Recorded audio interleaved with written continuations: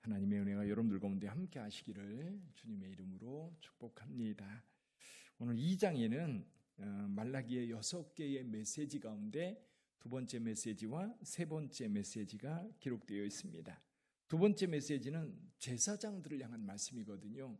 제사장들을 향한 말씀이 1장 6절부터 지금 계속되고 있습니다. 자, 오늘 본문의 말씀, 제사장들은 레위인들 가운데에 제사장들이 세워집니다. 그래서 레위인 제사장이 좀 더 좁은 부분, 아론의 후손들이라고 한다면 이 아론과 모세가 속한 지파가 레위 지파입니다. 그래서 레위 지파를 택해서 레위 지파를 통해서 성전을 섬기게 하셨고 그들 가운데에 제사장을 세워서 또 하나님의 성전을 섬기게 했습니다. 근데 제사장들, 레위인들은 성전을 섬기는 것만 그들의 직무는 아니었습니다. 그들에게 좀 더 확대된 직무가 있었지요. 오늘 여기 5절을 좀 먼저 읽어볼까요? 5절 같이 읽어봅니다. 레위와 세운 나의 언약은 생명과 평강의 언약이라 내가 이것을 그에게 준 것은 그로 경외하게 하려 함이라 그가 나를 경외하고 내 이름을 두려워하였으며. 하나님께서 레위 지파와 언약을 맺었는데 그 언약의 핵심은 생명과 평강이라는 겁니다. 그래서 레위인들이 하나님 앞에 정직하게 몇 가지를 행했습니다. 그것은 첫째로 하나님을 경외하는 일이었고요. 둘째는 불의가 없이 사는 겁니다. 왜냐하면 하나님의 일을 맡았기 때문에 불의가 그에게 있다면 하나님을 욕되게 하는 거거든요. 그래서 하나님을 경외하는 자들은 불의함이 없어야 되고 또 세 번째는 뭐냐면 다른 사람들을 하나님의 말씀으로 가르쳐서 죄악에서 떠나 하나님의 의로운 자로 세우는 것이 레위인들의 역할이었습니다. 6절도 한번 읽어보죠. 바로 그 말씀을 하고 있습니다. 같이 읽어봅니다.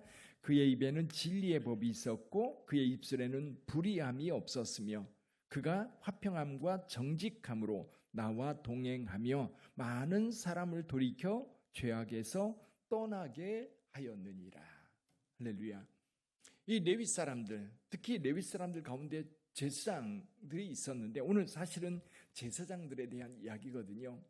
정말 하나님께서 레위 지파를 택했고 그들 가운데 제사장을 택해서 그들을 하나님 앞에 세웠을 때에 그들은 하나님을 경외했습니다. 그리고 불의가 없었습니다. 그리고 그들의 입에 하나님의 말씀이 있어서 그 말씀으로 백성들을 이끌었고 그리고 그 백성들이 하나님 앞에 거룩하게 세워지도록 레위인들과 제사장들은 도왔던 겁니다. 그런데 지금 말라기 선지자가 활동하던 이 시기에 그런 모습이 사라져버렸어요. 제사장들이 거룩함에서 떠났고 뿐만 아니라 백성들을 하나님의 거룩함으로 인도해야 되는데 그러지 못했던 겁니다. 우리 8절 9절 한번 읽어보죠. 8절과 9절, 8절 9절 시작. 너희는 옳은 길에서 떠나 많은 사람을 율법에 거스르게 하는도다. 나 만군의 여호와가 이르노니 너희가 레위의 언약을 깨뜨렸느니라. 우리 9절도 같이 읽어보지요. 너희가 내 길을 지키지 아니하고 율법을 행할 때 사람에게 치우치게 하였으므로 나도 너희로 하여금 모든 백성 앞에서 멸시와 천대를 당하게 하였느니라 하시니라. 여러분, 신앙의 핵심이 뭘까요? 신앙의 핵심. 신앙의 핵심은요, 나 중심에서 하나님 중심으로 옮겨지는 겁니다. 나 중심에서 하나님 중심으로 옮겨지는 것. 그래서 우리가 신앙생활을 잘한다라고 하는 건 그 중심이 하나님이 계시고 그 하나님의 말씀에 순종하고 따라가는 거예요. 그래서 하나님의 백성들이 순종하고 따라야 될 것이 그거거든요. 내가 원하는 것들이 있어요. 저도 있고 여러분들도 있고 다 내가 원하는 것이 있습니다. 그리고 내 방식도 있습니다. 그런데요, 이것을 내려놓고 주님이 말씀하셨으면 그 말씀을 따라가는 것이 신앙이거든요. 근데 여기 레위인들과 제사장들은 특히 하나님의 말씀에 맞게 살아가야 마땅한 사람들입니다. 그런데도 자기들이 원하는 대로 살아가는 거예요.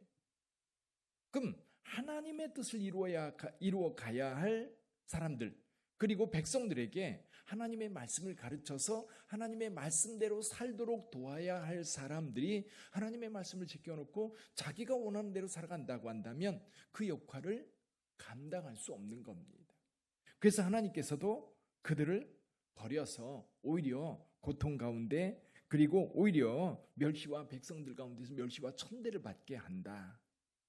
그렇게 말씀하고 있습니다. 사랑하는 성도 여러분, 오늘 저와 여러분들은 하나님께로부터 왕 같은 제사장으로 부름받은 주의 백성들인 줄 믿습니다.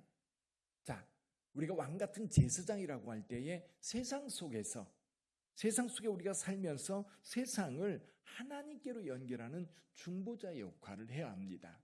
중재자의 역할. 그러면 우리는 백성들 앞에, 사람들 앞에서는 하나님을 대리하는 자가 돼야 되고요, 하나님 앞에서는 세상을 대리하는 자가 돼야 되는 겁니다. 이게 중보자거든요. 중보자.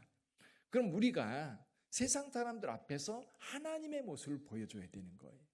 하나님의 모습. 우리를 통해서 세상이 하나님을 보고 세상이 우리를 통해서 예수 그리스도를 읽어야 되는 거지요.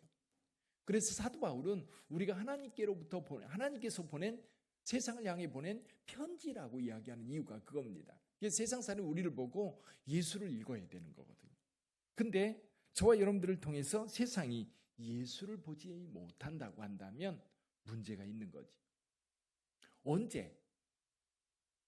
언제 우리가 세상 사람들 앞에서 예수 그리스도를 드러낼 수 있습니까? 우리가 하나님을 경외하고 하나님의 말씀에 순종하고, 그리고 우리를 통해서 하나님의 말씀이 세상 사람들에게 증거될 때입니다. 내가 드러나는 게 아니에요. 나를 통해서 예수가 드러날 때에 그 공동체가 살 수 있는 겁니다. 근데 여기 레위인과 제사장들은 하나님께서 세우신 거룩한 자들이고 하나님을 대리하여 백성들 앞에 세워진 자들입니다. 근데 그들이 하나님 앞에 온전치 못하다 보니까 하나님께서도 그들을 버려서 오히려 멸시와 천대를 당하게 하겠다 말씀하고 있어요. 오늘 첫 번째 메시지입니다. 저와 여러분들은 세상에서 왕 같은 제사장으로 세워졌기 때문에 세상 사람들에게 하나님의 제사장으로 보여질 수 있어야 됩니다. 그리고 그들을 하나님 앞으로 인도할 만한 충분한 능력이 저와 여러분들에게 있어서 세상 사람들에게 우리를 통해 예수 그리스도를 보고 우리를 따라 예수 그리스도를 향해 나갈 수 있는 길을 열어 주어야 하는 거지요. 자, 여기 10절 이하에 세 번째 메시지가 있습니다. 이 세 번째 메시지는 가정에 대한 이야기입니다. 가정. 우선 여기 10절을 먼저 한번 읽어보죠. 10절 같이 읽어봅니다. 우리는 한 아버지를 가지지 아니하였느냐? 한 하나님께서 지으신 바가 아니냐? 어찌하여 우리 각 사람이 자기 형제에게 거짓을 행하여 우리 조상들의 언약을 욕되게 하느냐? 여기 이제 자기 형제에게 거짓을 행하여 우리 조상들의 언약을 욕되게 하느냐? 이것이 좀 내려가면서 이제 두 가지 이야기를 해요. 하나는 뭐냐면 이방 여인들과의 결혼입니다. 이방 여인들과의 결혼. 이 문제가 어디에 나왔었지요? 에스라 시대, 느헤미야 시대. 에스라 시대에도 에스라가 예루살렘에 왔을 때 이방 여인들과 결혼한 모습을 보고 머리를 쥐어뜯으면서 하나님 앞에 회개 기도했던 그런 사건이 있었지요. 느헤미야 시대도 마찬가지였어요. 근데 말라기 시대에도 역시 그런 사람들이 유대 사회에 팽배하게 있었던 겁니다. 여러분, 이방 여인들과 결혼한다고 하는 건 두 가지 문제가 있습니다. 첫 번째 문제는 유대인의 정체성이 흐려진다는 거예요. 어느 민족인지 모르게 되는 거예요. 우리나라도 다문화 사회가 되었다고 그러지요. 우리나라도 5천만 인구 가운데 여러분 외국인들이 지금 250만 명이 살고 있다고 그래요. 5%가 넘으면 다문화 사회라고 한다고 그러더라고요. 우리나라도 이미 5%가 넘었어요. 우리 주변은 이제 외국인들이 별로 안 보이는데요. 지방에 내려가면 다 외국인들밖에 없다고 그래요. 오히려 더 많은 데도 있대요. 왜? 농촌에 일할 사람들이 없으니까 저 동남아나 또 중국이나 여러 지역에서 온 사람들이 일하고 있고, 지금 현재 우리나라에 거하고 있는 외국인들이 250만 명이 넘는다고 합니다. 굉장히 많은 거예요. 미국 같은 나라는 아예 전 세계에서 몰려든 사람들이기 때문에 그들은 이제 미국 국적 가지고 있는 그래서 그 사람들에게 미국 국민이라고 하는 것을 언제 확인하느냐면 미국 국가가 연주될 때, 그리고 미국 국기 가운데 그들은 미국 국민이라고 하는 것을 각인시키는 거지요. 근데 우리 같은 경우는 단일 민족이라는 것을 강조해 왔는데, 이제는 단일 민족이라는 말은 이제 우리가 더 이상 쓸 수 없는 말이 된 거예요. 지금은 글로벌한 세상이니까 그렇지요. 지금 유대 사회, 여기 바벨론 포로에서 돌아와서 형성된 유대 공동체는 자칫 잘못하면 민족 자체가 순식간에 사라져 버립니다. 없어질 위기 가운데 있는 거예요.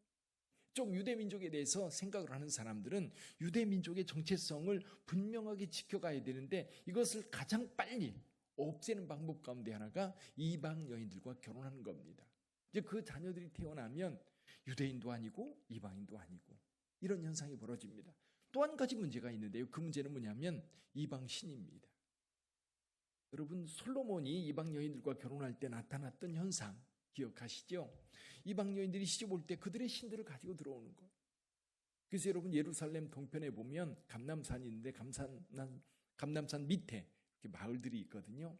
거기에 온갖 이방 신전들이 거기에 다 세워졌었다고 그래요. 그래서 유대인들은 그 산을 멸망산이라고 그래요. 멸망산. 감람산 남쪽 지역에 거기에 이방 신전들이 많이 세워져 있었기 때문이죠. 이방 여인들과 결혼한다고 하는 것은 여호와를 믿는 그 신앙이 흐려지는 거예요. 오늘날도 마찬가지예요. 기독교인들 가정들이, 자녀들이 결혼할 때에 믿음 없는 가정과 결혼을 하다 보면 어떤 일이 벌어져요? 이제 그를 믿음 가운데로 인도하면 참 좋겠는데 그러지 않은 경우도 너무 많은 거예요. 그러다 보니까 믿음의 가정이 점점 흐려져 버리는 거지. 물론 오늘날 다 믿음의 가정끼리 결혼하기는 어려울지 몰라도 실은 믿음이 우리 가운데 좀 심지가 굳게 세워져 있어야 되는 거예요. 근데 지금 유대인들은 그런 하나님을 신앙하는 믿음이나 유대인의 정체성보다 더 중요한 게 뭐냐면 자기 즐거움이거든요. 그러니까 유대인 아내들하고 여자들하고 결혼하는 게 아니라 오히려 이방 여인들하고 결혼하면서 어떤 육체적인 즐거움 또는 어떤 또 다른 어떤 욕망들을 채우고자 하는 그런 모습들이 많이 보이는 겁니다. 여기에 더해서 이혼의 문제가 여기 같이 드러나고 있습니다. 여기 14절, 15절, 16절에 보면 이제 어려서 맞이한 아내들, 그 아내들을 버리고 이방 여인들과 결혼하려고 하는 사람들이 많았던 겁니다. 그러다 보니까 자연스럽게 유대 공동체가 사라져버리는 거예요. 근데 여기 핵심적으로 이야기하는 것이 한 가지가 있어요. 그게 뭐냐면 결혼할 때 여호와 하나님 앞에서 서약을 했다는 거예요. 하나님 앞에서. 하나님 앞에 서약을 했는데 그 언약, 하나님 앞에 결혼을 하면서 언약을 세웠는데 그 이혼하거나 이방 여인과 결혼한다는 얘기는 뭐냐면 하나님과의 서약을 깨뜨리는 것이 되는 거예요. 하나님과의 서약을 깨뜨려 버리고 자기가 원하는 대로 자기 욕망을 채워 살고자 하는 거지요. 여기 15절 한번 읽어볼까요? 15절 같이 한번 읽어봅니다. 그에게는 영이 충만하였으나 오직 하나를 만들지 아니하셨느냐? 어찌하여 하나만 만드셨느냐? 이는 경건한 자손을 얻고자 하심이라. 그러므로 내 심령을 삼가 지켜 어려서 맞이한 아내에게 거짓을 행하지 말지니라.